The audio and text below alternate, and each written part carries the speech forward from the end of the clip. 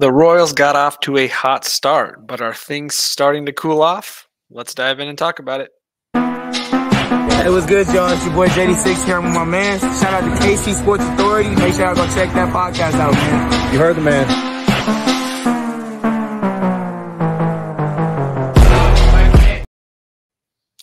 He's Chris Tenpenny. I'm Keegan Russell, and this is the KC Sports Authority podcast. You can find the podcast over on Spotify, where you can follow us along there, listen on the go.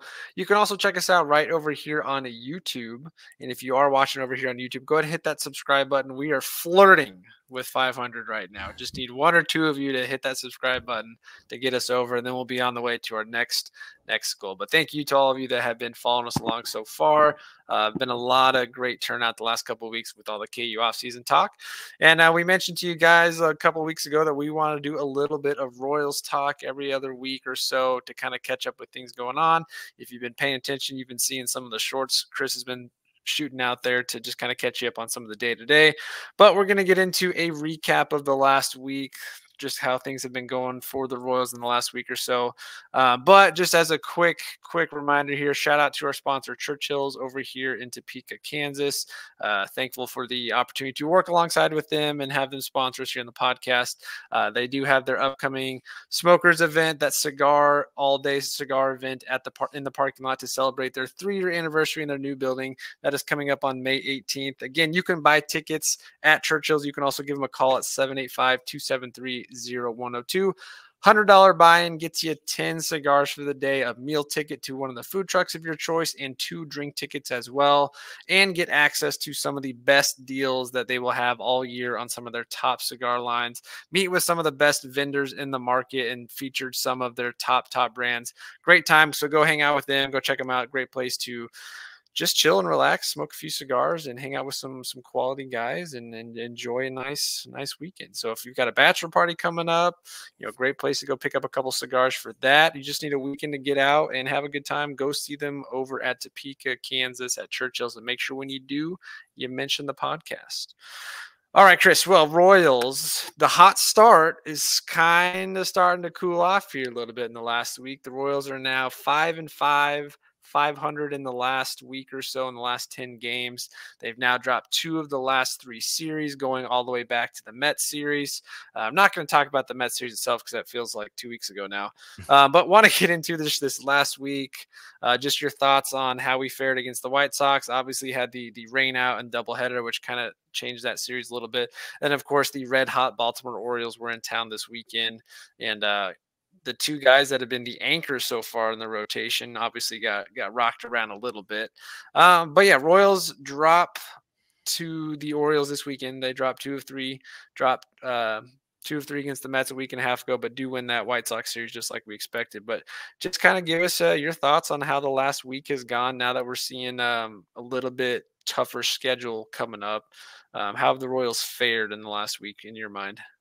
I think it's what you can expect moving forward from this team. Like, I get it, and I don't want to be the Debbie Downer start in. That's what we're talking about. But, like, we knew this team was probably going to be a 77 to 82 win team if everything broke right. Like, that really hasn't changed for me the first 22 games in. I think they're a lot competitive. I think they're going to be fun. Like, all the things we thought this team was going to be better at has been true. Now, the starting pitching has been mostly incredible, which exceeded expectations, which may have been the main reason, not which may, is the main reason for why they got off to such a good start. But I think this is what you expect. There's going to be ebbs and flows. There are some consistency issues with the bottom of the lineup. There are some question marks in the bullpen. The starters aren't going to be going 6 innings of 2-run ball every single time. So with those other holes, you are going to see stretches like this against good teams where they're going to just come up short, which happened against Baltimore. So not really surprised, a little bummed. It would have been nice to win that series because then you really start to raise an eyebrow and be like, maybe this team is going to be. And not that they can't be, but my expectations on opening day is still kind of where this team is at 22 games later. Yeah, and personally, I still think they're ahead of schedule. Yeah, they got off to the hot start. They have beat up on the White Sox like they're supposed to. They stole a couple games early on in the year against some other teams, and now Again, not that they're cooling off. The bats Right. have slowed down a little bit outside of the 9-7 game the other night against the Orioles. I don't think anybody saw it coming. I think the over under for that game as a total was 8.5 runs, and of course that just that almost hit in the first 2 innings because Cole Reagans finally kind of gets his taste of MLB life where he's not perfect on the mound. And even though he started off 4 straight strikeouts, that Orioles lineup coming into this game, I think, was the number one ranked in every statistical category over the last 2 weeks. So they were red hot. I think they were leading the majors in home runs and runs scored. I think they were averaging close to 7.5 runs over the last 6 or 7 games, something like that. It was something wild, like 49 runs in four to 5 games or something crazy like that. So Reagans finally gets rocked. Lugo didn't have his best outing today. It's his first outing of the season that didn't go for a quality start. I think, Chris did a little bit of math for us here, but in the last 7 games, if we go back to the start of the White Sox series, the starters ERA has been sitting at 4.35 with the last 2 games, of course, from Reagans and Lugo. But if you take those games out, 2.45. So the starters have still looked really good outside of the last 2 games. But again, I'm not really disappointed or frustrated or worried because you're going up against one of the best offenses in the entire league. 1 through 9, they've got one of the best lineups. They've got guys everywhere. Adley Rutschman had a huge weekend, just continuing to rack up hits left and right. So I think this was a good weekend to see us go up against top competition. I think outside of today's shutout, I think the Royals actually still look pretty decent. Obviously, not everyone in our lineup performed very well, but you saw Vinny start to heat up this week. You still saw Salvy, even though he didn't hit a home run every single game this week. He's been walking a lot, getting on base. I saw Michael get back on base a couple times, a couple of hits here and there. Of course, outside of the Isbell moment the other night, I think Kyle Isbell's actually been pretty solid in this lineup. We're not expecting him to be a 250 hitter, if that Right. might be 220.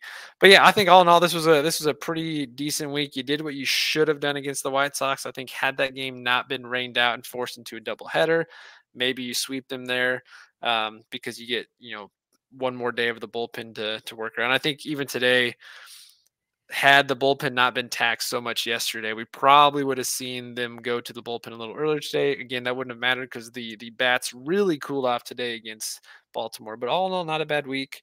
Royals are now 13-9 on the season, 3 games back in the AL Central, with a couple big weeks ahead. They've got Toronto this week, 4 games against Toronto, another team that is expected to be in the playoffs this year. They have an over 50% chance of making the playoffs as of right now. And of course, they got division rival Detroit this upcoming weekend, which would be a great weekend to go try and steal 2 of 3. But outside of Reagans and Lugo, do you got any takeaways from this week? It's just been great to see. Now, we're almost at 10 days now. I think Vinny extended his hit streak to 10 games with the hit today, and so he's been everything that we expected, notwithstanding those first 10 to 11 games where he was really going through it a little bit. Seems to be really comfortable, and that's just huge. When you have your superstar in Bobby and your Hall of Fame catcher in Salvy, and then Vinny's doing what he's like 2, 3, 4 in that lineup is as consistent or as reliable of a 2, 3, 4 as you could ask for in a major league lineup. Now we can get to the rest of it to where Michael and MJ have all the talent in the world, but consistency's been an issue forever. Nelson, I don't know. Nelson Velasquez got off to a hot start, but I don't know if it's sustainable. I think he's going to start, continuing to see that dip a little bit. And then we already talked about the bottom of the lineup. It's just Massey coming back is huge because it does add some depth. It adds a pop too, more than anything. Like Adam Frazier, sure, he's walking more, even though his average is ugly. He was walking and getting on base at a decent clip. No extra base hits. So Massey, at least is going to run into some doubles, run into some homers, and that's just huge, having some sort of a threat down there. And then same with Massey and Renfroe, to me, are very similar as far as what I expect. Now, do I hope Massey maybe hits for a higher average than Renfroe's going to? Of course, but more of just guys that, day in and day out, and there may not be guys that you consistently count on, but a couple times a week, they're going to run into a homer, run into a double, and really have a big hit, which, again, like now he hasn't been as hot as Vinny, but unlike those, other than those first 10 games, Renfroe's kind of been doing that for the last 2 weeks. That, again, the numbers don't look great, but how many times has he hit already a big double to break the game open, or he had a 2-run homer a week ago to give them the lead. Like, he's done enough to where that's really all I'm asking for at that part of the lineup. Yeah, I think Renfroe is one of the guys that we still have a little bit of a question mark on, just because he's off to such a slow start for the year. In the last 7 games, he's hitting 105, Yeah. which is kind How of many RBIs frustrating does he there. have though? It's like Let's 3 or see, 4. four RBIs, one Yeah. home run, only 2 hits during that stretch. Only 4 strikeouts, which honestly isn't that bad. But only 1 walk in 19 at bats. Yeah. Slugging's OBP is terrible. He's just off to a slower start than I think we all would have expected. Batting under 200 to start the year still. But again, a veteran, proven veteran. New situation, new ballpark. I think he'll get going here soon. I think the biggest question mark, or one of the biggest question marks from the fans' perspective, has been the struggles that we've seen Michael Garcia finally go through at the leadoff spot. Now, again, the last couple of games, he's kind of gotten a little bit that back, has had a few hits and gotten on base, but he went through a stretch where he was, I think, I think he had 1 hit out of like 43 at bats or something like that, where he was Brutal. just really struggling. A lot of ground outs, a lot of strikeouts, just not really finding his rhythm. And credit to Q, all the fan base was, hey, let's get him out of the leadoff spot. Let's change something. And guys, I mean, 2 weeks in the season, I really don't think you see a lot of these changes. There was a lot of, all right, Will Smith, we got to get him out. Okay, we saw Will Smith lose his 9th inning role. And since then, General MacArthur, your favorite general now, has been on a roll in that spot. But even Will Smith, gets blasted yesterday, and then we see, or whenever that was, and then we see him again today, pitches a shutout inning. 2.5 weeks into the season, we're not going to see major changes when a guy struggles. I mean, why take your leadoff guy out of the top of the lineup just because someone else below might be hitting okay? Sure, when I look at this lineup, maybe, I mean, I don't know who else you would put up there other than Bobby, but now if you let Bobby bat second, you get to take a little bit of pressure off him. So I don't see anything changing there. I think Michael's going to do just fine. Like we said with some of these other guys, now that there's a little bit more tape on them, more data, these pitchers can kind of start figuring out ways to attack him more. But the same thing will happen. Michael Garcia will adjust to the adjustments the pitchers are making on him. I think he'll be fine. Any worry there from you on his performance? No, none. I mean, it does suck that he's been going through. And, I was worrying about this when he hit his first few home runs because he is Alcides Escobar's cousin. And how many of us remember that when Esky would hit one of his 5 home runs, the next 10 games would be terrible because he'd be up there trying to hit another one. Now, Michael's got more power. It's not a perfect similarity, but like, I'm sure that mindset's pretty similar. Like, it feels good to hit a homer. It feels good to see one go over the wall. And he only did that 4 times last year. So I get going for that feeling, but he needs to just go back to hitting it to right center. He did that a ton last year, and it was so beneficial. And we saw Nelson Velasquez do that a lot. Nelson wants to go up there and hit. He said after one of the games he did well that his goal was to hit 30 home runs this year. But even with that being a goal, we've seen him go to right center in key situations a number of times this year. So it's just all about the mindset. It's about, what are you really trying to do up there? You're the leadoff hitter. You've got, like we've said, 3 of the best hitters in the American League behind you. Like, use that to your advantage. And as far as like who else could be up in the leadoff spot, other than Bobby, the only other person you could think of is MJ. But MJ's a similar player to Michael. I mean, as far as there's peaks and valleys a lot more frequently. Yeah. Sure, MJ's a lefty that walks a little more and hits for more power, but when they're hot, they're hot. When they're cold, they're cold. So I don't mind the lineup. I think it lengthens. It's the best way to lengthen it, and put RBI situations for And Bobby. MJ's had some experience there at the leadoff spot, but Michael, you get him on base first. You got speed already on the diamond.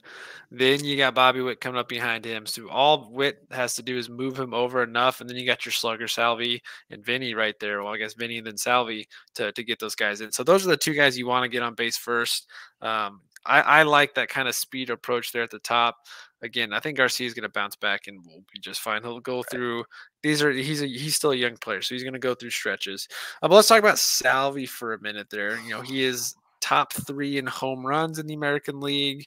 He is sitting there up towards the top. Actually, he's tied at the top for RBIs with Adolis Garcia out of Texas. Batting .333. 7 walks, which is funny because 5 of those came in like the last 4 days.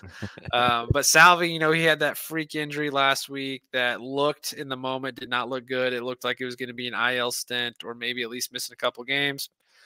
Takes a day off, comes back for the doubleheader, looked just fine. Obviously, he's going to be getting a lot more time at DH and a little bit of first. But Salvy is off to an incredibly hot start. I think that was another, not question mark coming to the season, but I think from the national perspective, there was a lot of, can Salvador Perez keep up what he's been doing?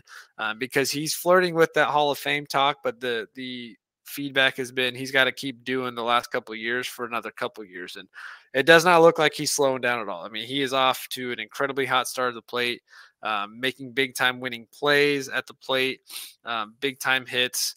And if he can start walking a little bit here and keep that on base percentage moving up, Salvy's going to become a very, very dangerous hitter in the middle of that lineup.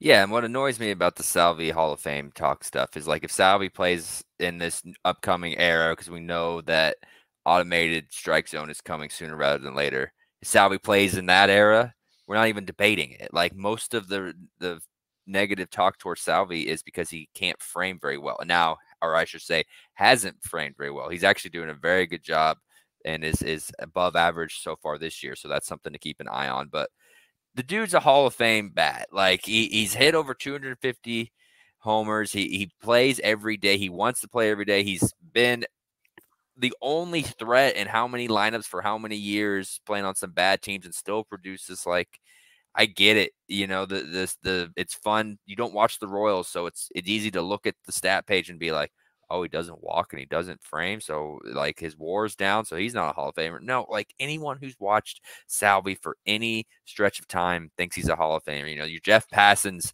that is from Kansas City spent some time covering the Royals and is, oh, by the way, regarded as one of the best, if not the best, sports reporter and across all sports. Thinks that Salvador Perez is probably a Hall of Famer. Now, he doesn't know if he'll get voted in, but he himself thinks he is. Like, what more do you need from this guy to be like, oh, he's got to produce 3 more years of 25 homers? Like, get out of here, bro. I get it. If you want to just look at WAR and bring it up and be like, Salvy's nowhere close. Yachty is a borderliner, and he's way worse than Yachty. No. Like, you're just taking 2 things that he struggles with and disregarding the 800 other things that he excels at, and it drives me insane. I think one of the other things about Salvy that's crazy, that I don't know if it gets forgotten nationally or if it's just something most people don't think about. He's only 33 years old. Right. I say only. I mean, he's starting to get up there. But I mean, he debuted so long ago now that it feels like he's been here forever. But he debuted so young too as a catcher that he's had 13 seasons almost already in the majors, or is it coming up on 12, something like that? And he's still got, obviously he's probably not going to be catching until he's 37, 38, 39. I don't know, maybe depends on how well his body holds up, but he's still got, I think, a good 4 or 5 years of game as long as he stays healthy, because Yadier Molina was basically old, really old when he finally called it quits. And I think if Salvy can replicate even close to that, I mean, the stats are going to speak for himself. If he keeps his average high, even if he starts to slow down a little bit on the power, which I don't think he's going to, because I think, again, he's going to be playing some more DH and first base the next couple of years, so he's going to keep that body fresh. I think we're still going to be amazed by what Salvy can put up. But let's talk about another star on the team, because not only do we have still, even after, I mean, maybe after Reagan's last start, that's different. We had 2 starting pitchers that are in the top 5 in AL Cy Young voting, and Seth Lugo and Cole Reagans, but 2 guys on the other side of the diamond on the offensive side that are top 5 AL MVP voting, and that is Salvador Perez and, of course, our guy Bobby Witt Jr. Bobby has slowed down the last couple games, but he's still top 15 in batting average. He's second in the majors in runs scored. He's still making his MVP style performances, not just offensively, but getting a lot of digs defensively because he's an excellent shortstop. But what have you seen from Bobby the first couple weeks, and what do you think we'll continue to see as the schedule starts to pick up and the level of quality pitching we start to face gets tougher? I mean, he's a star. Like, it's and everybody that watches him can tell that. Like, and what's nice, again, that's the underrated thing about speed, is it doesn't take a day off. Like, sure, he's not barreling up baseballs as much as he was at the first couple weeks, but he's gotten like 3 infield hits over the last 4 games, like because he can beat anything out on the ground because of how fast he is. He worked a great walk to spark the rally on Friday night. Like he can do anything, and he plays great shortstop. So like there are plenty of teams that just ask basically their shortstop or their center fielder to be like a Kyle Isbell, to where like, hey, well, whatever we get from you offensively is whatever. Just play great defense. Well, Bobby plays great defense and is one of the best hitters in the league. So like I'm okay with him being in a little bit of slump. I'm never going to worry if his numbers start to dip a little bit because he plays so well at such a premium position. We've seen the power. We've seen the speed. I mean, he's not going anywhere. So it's like I haven't really seen – I think most fans know that, and I haven't really seen anyone really talk about Bobby's cool-off, but, like, he's fine. He's going to get back on a hot streak. He's probably going to hit a bunch of extra base hits in a row at some point. Maybe not against Toronto because they have some really good starting pitching, but he's going to heat back up again here sooner rather than later. And then let's flip over. Let's talk about the bullpen for just a minute here, and then we'll wrap up here. Bullpen has, I think, honestly performed decently. Obviously, fans are going to pinpoint the couple Will Smith outings in the last week outside of today. He's obviously looked way worse than what I think fans were expecting early on. Chris Stratton had a bad game the other night and then bounced back the day after. Where do you sit with this bullpen, knowing that Jake Brentz and Carlos Hernandez might be out there soon as a potential option if needed to go there? It's in a weird spot because Will Smith can't be optioned, Chris Stratton can't be optioned, Nick Anderson can't be optioned, Jordan Lyles can't be optioned. Now he's on IL. It's for family reasons, for personal reasons. Who else? I said Sauer. I'm missing someone. Schreiber may be able to, but he's been one. Him and MacArthur. You're not. Yeah, him and MacArthur are able to, but they're Sauer. The only thing you can do there is if you do, you got to send him back. Right. So, so it's Zerpa. Or figure out. Yeah, and so Zerpa's been incredible. Fine. Your best 3 so far have been Zerpa, MacArthur, and Schreiber, and they're like really the only 3 you can option down to AAA. So, like, I don't know what this is going to look like. Are we going to see some phantom ILs? Like, I really haven't had an issue with the bullpen other than Nick Anderson is just, for whatever reason, struggling with strikes. And so he doesn't throw hard enough to be struggling with strikes where he gets behind. That's been his number one issue. And Will Smith can't do anything right now. I mean, I know he had a solid inning today, but those 2 guys are, again, they can't do anything with them. So I don't know what it's going to be interesting to see what they do when Brentz, who's I think just got up to AAA today, and who Carlos Hernandez is going to be. I think he's probably got another week and a half of rehab starts before they consider pulling him up. Like, I think Zerpa's the best one, the number 1 option to be flipped. And the only reason they would do that is because the number 1 thing this bullpen does not have is power. And that's what Hernandez and Brentz provide. And you don't have any other lefties behind other than Zerpa and Smith. So flipping Brentz for Zerpa may be something they flirt with, but I think Brentz would have to look really good in AAA, like really limit the walks for that to be even thought about. Otherwise, I think this is the crew we're rolling with. And I haven't even mentioned Will Klein, who's throwing 99 miles an hour and probably deserves a spot in this bullpen too. So there's 3 guys that may be better, but the guys up here other than Will Smith aren't performing bad enough, and they don't have options anyway for them to necessarily be forced to make a move. Yeah, I think with Will Smith, I don't know what the leash is from the clubhouse perspective, but I'd say give him another 5 to 7 outings, and if he can't stabilize, and even if he's not, like, he doesn't have to go shut out every single time, but he can't be giving up multiple hits, multiple runs in back-to-back outings. Like, if he can give you a really good 1 every 3 outings, a solid 1 out of every 2, and okay, I think you probably take that for a while, unless it's very obvious that those are the games we're losing. Like, if he's going to continue to cost you games, but yeah, you got to make a move no matter what. But again, veteran guy that they brought in with the intention of being this role, this 9th inning role, the veteran presence. Again, just like every veteran, I'll give them the benefit of the doubt until it's proven that their stuff is gone. And I don't know if it's that his stuff is gone yet, or if he's just, sometimes pitchers just get into a little bit of bad luck where they get a hot lineup at the right moment. And that no matter, I mean, look at Reagan's the other day. He's been unstoppable all year. Starts off with 4 straight strikes and then just gets rocked. Nine hits in an inning and a half there. Only one ball was hit hard. The Santander, when 4 runs had already scored, that was the only ball that was laced. It was just good ABs, good professional. That lineup is so good. Like that's like I going across the lines a little bit. Like Jackson Holiday's obviously not looked very good, but it's okay. The Orioles are deep enough to let him work through it. Like Jordan Westberg in the 8 holes hitting like 320 and hit a walk off the Royals and hit a homer today. Like that's their 8 hitter. So 1 through 8 is as good as any. If it may be the best 1 through 8 in all of baseball. So like I'm not too worried about Lugo and Reagan's starts. They just ran into again. Yeah, Baltimore's a great team. They are a very well constructed roster that I think very much complements each other. Like you could look at the Yankees lineup. The Yankees have a great 1 through 9. The Dodgers have a great 1 through 9. I think the Yankees is very much mostly power, but Baltimore, it just seems like their 1 through 9 just really fits well together. And they got a guy like a Colton Cowser who's really starting to pick things up the last 2 weeks and is one of the hottest hitters in baseball right now. Ryan Mountcastle's been fine. Ryan O'Hearn, the former Royals, been fine. Of course, they got their stars there at the top in Rutschman and Gunnar Henderson, who, being a young guy himself, he's performing pretty well in the leadoff role. I think from a competition perspective, you got one of the hottest teams in baseball, one of the best teams in baseball in town this weekend, and they played really well.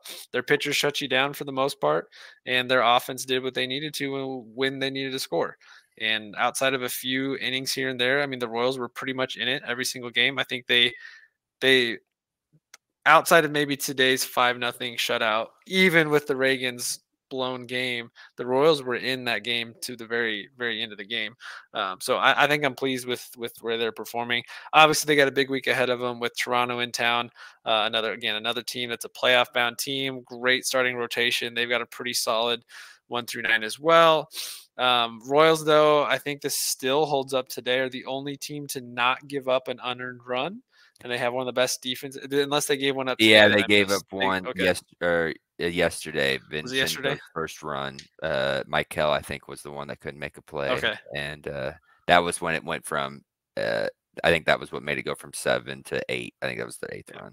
Well, outside of that, Royals still have the number 1 or number 2 ranked defense in baseball. They're not making mistakes on the diamond defensively, so maybe that defense being a home series will really show out. And again, Brady Singer bounced back from his game last week. Maybe he goes a little deeper, gives the bullpen a little bit of rest. Alec Marsh has been looking pretty solid as that 5th man rotation piece. Man, I don't think you can be upset there at all. He's been awesome. Even his bad outings, he's still giving you a quality start. But yeah, I think all in all, feel pretty good with where we are, 13-9. I think that's still ahead of schedule. We're 1 or 2 games away from still being talked about as one of the hottest teams in baseball, which is crazy. Yeah. It's not something we're used to talking about here in April. So it's weird that we're still sitting here talking about the Royals actually being a quality team. On FanDuel right now, I could still cash out my preseason bet on them winning the Central, which is funny that I can make money cashing out right now.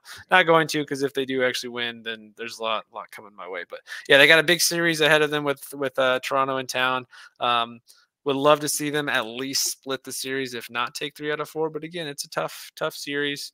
And then they got Detroit next weekend. But any other final thoughts on this one before we get out of here?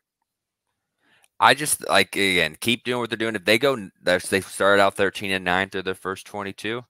If they go 9-13 through their next 22 and sit there with the 500 record, I will take that all the time. People forget that the 2014 Royals were 50-50 at the 100-game mark, and they got hot at the right time, and we know the rest of that story. So just hover around 500. You can be a couple games below, as long there's going to be ebbs and flows to this, but just look like a competitive team, stay in most of the ball games, and if you look up at August and you're 15-50, I'm going to feel real good about where this team's at.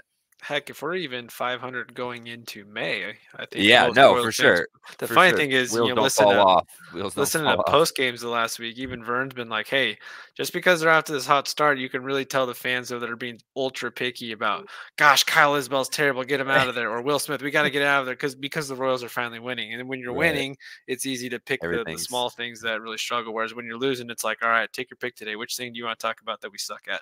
But right now, solid. the Royals don't really suck at anything necessarily. They played pretty well, and of course, some of that's been against bad competition, which is what you should be doing. You should beat up on bad competition. But now they've got a stretch. Basically, I think the next 20 games, give or take, majority of those are against potential postseason teams. So they've got a big opportunity over the next couple of weeks to show if this hot start that's now becoming a warm start can continue. And if they do continue that warm start and pick a couple of big wins up this next week, I think that'll really put them not necessarily in the driver's seat for the AL Central, but driver's seat in sort of the national conversation that this team is not one of those bottom feeder rebuilding programs anymore. It's a team that is ready to start leaving its stamp on the league. So I think there's a lot to be excited about as a Royals fan. But For sure.